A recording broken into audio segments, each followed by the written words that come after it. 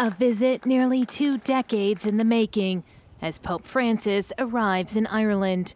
But his trip has been overshadowed by continued revelations of clerical sexual abuse that have shaken the Catholic Church to its core.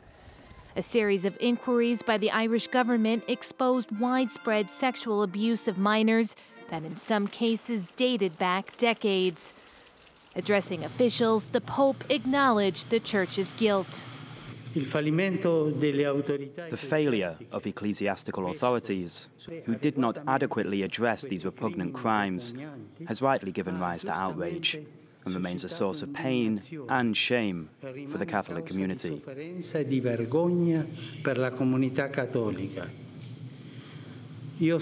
I myself share these sentiments. The Irish Prime Minister blamed the Church's failures for creating a bitter and broken heritage that has left a legacy of pain and suffering, and urged the Pope to take action. These wounds are still open, and there is much to be done to bring about justice and truth and healing for the victims and survivors. Holy Father, we ask that you use your office and influence to ensure that this is done here in Ireland and also around the world. A sentiment shared by these protesters.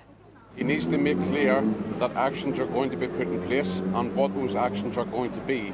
Our Pope has been in place for 5 years. He says some really good things on lots of issues, and he's a very friendly, sort of grandfatherly figure, but he hasn't taken any real action on the biggest challenge to the Catholic Church, which is the abuse of our little ones.